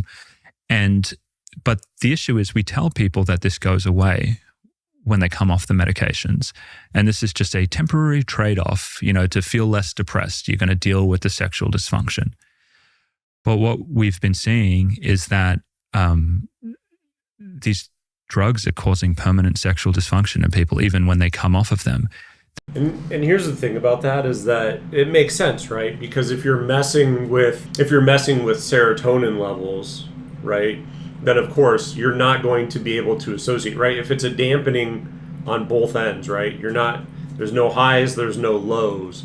Then of course when something happens where, I should be experiencing a high and you're no longer experiencing that, well then of course you're not going to find the same joy in it. And I believe there's a large psychological conditioning to a lot of things that we find either pleasurable or preferences that we have. And I mean, if you just think about it, like, how do people end up sexually, right? How do they like the things? How do they get fetishes? Because at some point there is something that happened where they saw something or experienced something and it kind of took them down that path where they basically married I see whatever it is, plus I have release at the same time, and now, I have a fetish towards that thing now. And that's literally, that's how they form. Like, you have to have some exposure in order to basically tie those two things together and associate them with each other. And so it just makes sense that if you can no longer reach the highs, well then you go, all right, well that's not it's no longer an enjoyable experience for me, so I'm just not going to bother with it, or I no longer get aroused from it, or whatever the reasoning is that ends you up in this position. Of course, it makes sense that, if you're not getting a high from it, well then why are you going to continue to participate in it? And so that's where, it just makes sense to me, and it's just a simple cause and effect, in my opinion. They develop, on top of all of those things I mentioned, they will develop genital anesthesia. And so this is a real neurological issue. Those areas down there, they lose erogenous sensation. People will say that when they touch down there, it feels like the back of their hand or the back of their arm. And so there's sensory changes. Are you serious? Yeah. And so it's totally frightening. For how long? It can be permanent for some people. Come on. Yeah. And so the prognosis is actually really, it's not good for that. Some people will recover in, 3 years or so, but there are case reports out there where this has gone on for decades. But what? But it's not. And this one I'm more concerned about, because if you think about it, you say, okay, some of those things, yes, it can be explained away, but then how would depression lead to, basically not being able to have sensation in your genital area, right? So this one is kind of more damning, if you will, towards the healthcare professionals. To why has no one said anything about this? Like, if this is super pervasive in all the people that you're treating, one of these things should not ever lead to the other. And so, yeah, these seem totally unrelated. And at a success or hit rate of 70%, where 70% of the people who are being treated by SSRIs are having genital dysfunction, come on, like how is no one noticing this, and how is no one speaking up against this? Just that. And here is the basically, you're castrating people. You're essentially castrating people, but it's worse than that, because how could anything be worse than that? Because along with the sexual dysfunction, and this is where the condition is misunderstood. People think it's just a sexual problem, which is already horrific as is. It causes cognitive damage as well. People will along with that, they'll have severe difficulty concentrating, focusing, paying attention. And there's also severe emotional blunting. And so people will talk about being completely dissociated as well from their emotions. Like if you were to hug a child, your child or your wife, you just don't feel anything warm. If you were to hear a favorite song from your childhood that, used to make like the back of your neck kind of prickle from nostalgia, all of that gets like nuked and taken out. And so you have people who are essentially lobotomized with cognitive impairment who actually... Which then you can see how that would lead to, furthering basically suicidal ideations, right? Because, yeah, if there's no joy, like, yeah, there's no despair, right? But there's no joy either. And just try and imagine, because in my depression, I had issues with, unless it was a super high, I wouldn't feel any, like, say there's a range, right? Here's the highest high, here's the most happy I can be. I could feel in this range the happiness, but then from here to like average, below average, sad, like I wouldn't really register anything in this range. And then when it was just everything down here, every sadness, all that, I would feel super deeply as well. And so, if you can't feel the highs, and that was what I think reinforced the depression, is that there's like no little joys no little happinesses because of my experiences and what led to my depression. I think there's no, like, all these little happinesses that I should have, I would just, write them off, and like I didn't care.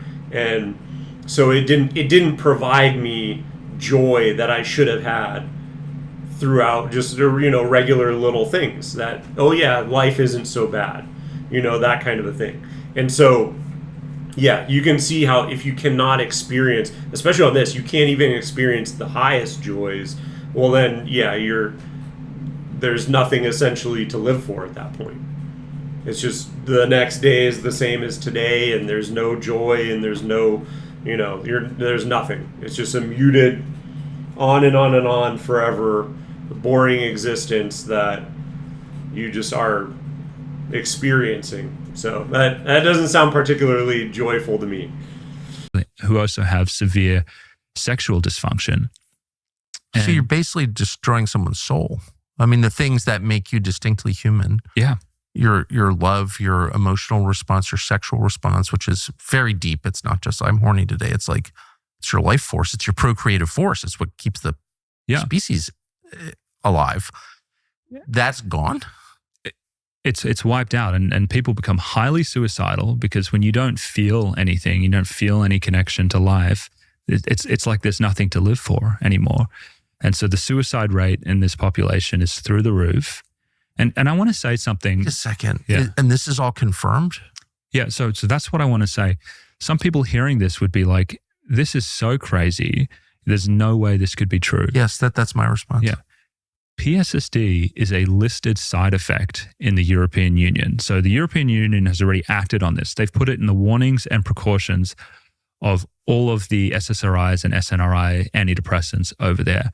So they have recognized it. Canada has recognized it. Australia has recognized it. Hong Kong has recognized it. The New York Times has run pieces on this. This is being reviewed by the FDA right now. This is not a fringe issue. This is something that several regulatory agencies, like the biggest ones in the world, like the European Union, second biggest regulatory agency in the world, they have acknowledged this, and they put this in the drug labels to warn doctors so they can talk to their patients about this. This isn't fringe. This is completely acknowledged by major health regulators, but doctors do not tell patients about it. Do doctors know? Most of the doctors don't know. And that's because, well, there is no incentive to get this message out there. Now, when this came on,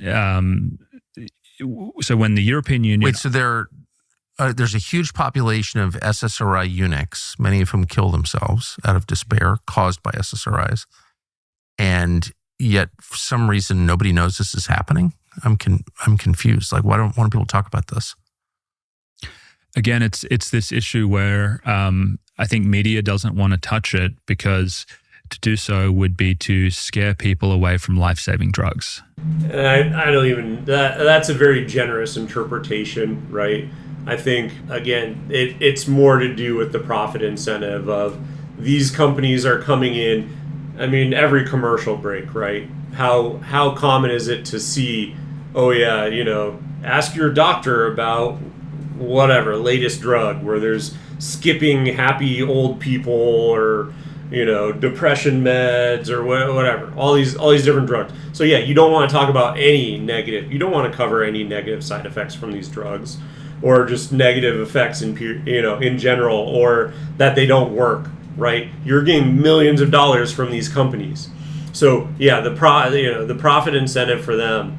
And especially, how many times have you already seen that, like, these media companies are struggling for their lives because it's not a profitable business model anymore. So literally, they're being kept afloat by the companies that are getting the most amount of profit and are the least scrupulous. And so yeah, that's what they're doing. That's exactly what it is. So the doctors, I can give some sort of pass to, where again it's indoctrination and it's this and it's that and it's okay. But the media companies, you cannot, I do not give them any sort of generous interpretation towards them not covering it, because I 100% think that it's just perverse profit incentives, and they do not, or their livelihood even, right? If you want to give it a more generous term, but I'm sorry, like you're basically just running cover for these companies, and even if it's just a disinterest in covering this stuff, yeah, I cannot provide the same amount of cover. I can't, it has to be called out, and there's no. I think his interpretation is completely incorrect on this one. How are they life-saving if they hike the suicide rate? They're clearly implicated in mass shootings. Let me say that again. They're clearly implicated in mass shootings. Yeah. And they castrate people and make them want to kill themselves. Like, how is that life-saving? I mean, it's just a slogan, because they're not life-saving at all. Because when you look at actually the clinical trial data, it's clear evidence that in people who are under age 25, it actually makes them, they engage in more suicidal activity than the people on placebo. It's absolutely insane. And then which actually makes a lot of sense, because, and going back to Tucker's statement, which first of all, just laying the groundwork. So 8 of the last school shooters, 7 of them also identified as transgender, and the remaining 8th one was non-binary, identified as non-binary, they, them, or whatever. And so when you're looking at that, and to this point that he's saying, is if it increases the suicidal ideations, the suicide rate, what is a school shooting other than, and this is just logical, just makes sense. What is a school shooting other than someone who wants to commit suicide, because in most instances they end up killing themselves, but then take with them everyone who caused them pain and to be put on these drugs in the first place. Again, instead of solving the trauma that occurred, okay, well, my son or daughter is depressed, we're going to put them on these SSRIs. Well, now it increases their suicidal ideations. okay, I'm going to kill myself, but oh, by the way, I'm going to go out in a blaze of glory and take out all the people who caused me harm in the first place. Or another group with me to try and gain fame and notoriety and whatever it is, right? But it just, again, to me, it just makes sense. And it's a very dark topic. I understand people don't want to face the facts of what's really going on. They want, again, externalize it. It's the gun's fault. No, it's the children on these drugs. Okay, are the doctors implicated now? Like, again, there's a lot of reasons to want to push it off and not confront what the actual fact of the matter is. But it's undeniable when you're seeing, again, 8 of 8 of the last shooters. Well, there's a trend. I mean, you can have dots on the chart and you can draw a trend line through it. Reanalyses have been done looking at the adult populations. They also find higher rates of suicide in the clinical trials. These, but I want to have some nuance here. They can be experienced as life-saving for some people. Like if you have a lot of anxiety and you get put on this medication and it blunts it, you will experience that at life-saving, as feeling life-saving in that moment. But in general, on a population level, they're actually contributing to more suicide attempts. I used to feel that way about vodka. Yeah. Really strongly. I'm being serious. I'm not, and any heavy drinker can tell you, you wake up and you feel completely out of control. You know, you just feel like your head's going to explode. You've got pins and needles anxiety. You're so sensitive you can't even like live in this world. And you have, I was a double screwdriver in the morning guy. Solves the problem like right away. By the time you get to the bottom of the glass, you're under control. So I would call that, and in fact at the time did call that, life-saving. Yeah. And then, of course, that's a very interesting way to look at it. But I get it, right? I mean, it does make sense the way that he's explaining it, in that for him, it takes away the anxiety. In much, I think, the way that, yes, SSRIs take away the depression, take away the anxiety initially, but yes, that's a drug effect. In the same way that is the funny parallel, in the same way that alcohol is not going to solve those same, your anxiety problems. They're just going to come back as soon as you sober up. Same thing on the other end of the spectrum, it seems like. And I'll let you make your own decision on that from this conversation, but it seems pretty logical of a parallel to me. Of course, the progression of alcohol and alcoholism is well known to most people. So it's like people laugh at you when you say it's life-saving. How is vodka in the morning life-saving? Well, if you've experienced it, you know why someone could say that. Yeah. But big picture, that's insane. So SSRIs sound like exactly the same phenomenon. It is. I mean, on multiple levels, I think, they make you ignore the real problems, which fester and get worse and could actually push you eventually towards becoming suicidal.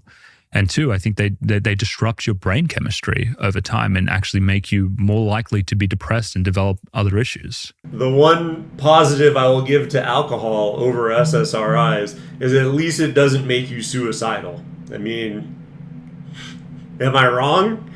Obviously, both not great, right? But, if you can find some humor in it, I think there's a little bit there. I just can't believe basically the entire weight of the American medical establishment, the regulatory bodies, some of the biggest publicly traded companies in the world, they're all basically prescribing vodka to desperate people. It sounds crazy. And it honestly does sound crazy. And people are going to listen to this and they're going to say, this is crazy. But the beauty of it, and the reason I feel so good about having this conversation, is that it's provable. We don't have to guess because we have the outcomes. Right? So the 2 numbers, it's as a layman, that seem relevant to me: doses prescribed, suicide rate. Like that just seems like a pretty big picture way to measure success. If more people are killing themselves as you got more prescriptions for this garbage, it's at very least not working. Can we say that? I mean, that seems logical. I think it makes sense when you look at that on the population level, but I also think it makes sense intuitively for a lot of people. And that's exactly what I'm saying. It's just common sense. Like if you think about a big picture, cause and effect, exactly what Tucker said is, if the more and more and more someone's taking, and then it ends at a certain point, it ends in suicide for a large proportion of these people. I mean, how is that correlation not, I know how not, right? Money, but how has that correlation not been picked up upon until now? And yeah, it's just very concerning, very troubling, and very disappointing, to be quite frank. With nearly, 15 to 20% of people being on these medications, everyone knows someone who's on these drugs. Yeah. In their family, in their social circle. Just look, how are they doing? Are these people thriving? A lot of the times, I mean, the stories that I hear is that person's not doing that great. They've slowly got. And to that point, yeah, obviously mentioned the person that put on a ton of weight immediately. Like, she went on the drugs, and yeah, both my wife and I were like, what is, like, 30, 50, like, I don't know, somewhere in the 30 to 50 pound range at least is noticeable, and it was within a couple of weeks. So it is not like, oh yeah, over the course of a year. No, like within weeks, we were just both like, what is going on? To the point that my wife was like, I'm never, ever, ever going to get on any sort of drug like this myself. Because yeah, that's exactly it. When you see it in such stark, right in front of your face immediately, you just fall off a cliff. Yeah, it's not good, and it's quite frankly terrifying. Gotten worse over time. I mean, you can look at it at a population level, but this issue is so common. People actually see this in their real life, in the people that they know. All right, the conversation continues, but I think that about covers kind of the main things that I wanted to make sure that I included in this video. I know it's getting up there, it's pretty long, but I think it was a very important conversation. Again, I know many people, including myself, who have struggled with depression or other things, and then the few that I have seen that have went the SSRI or antidepressant route have just had nothing but negative outcomes from it. So something that is personally very important to me. I think something that needs to be out there. Everyone needs to hear about this. It should, share it if you can, is just of the utmost importance that people know, hey, steer clear of these things. There's nothing but negative outcomes. If you are interested in it, seeing the rest of this conversation, go on to, Tucker Carlson's show, check out, the rest, everything else, because it is still interesting. But again, for what I wanted to get out there, and what is being said about it, and the examples that I have from my interactions and my experiences, I just wanted to get all of that out there just to fully illustrate the entire picture as I see it and how I've experienced it. And if it can help anyone, I want to get that information out there. So if you like the video, give it a thumbs up. If you like the content that I put out, hit that subscribe button down below. It really does help my channel grow. And if you have made it this far, thank you so much for watching, and I will see you in the next one.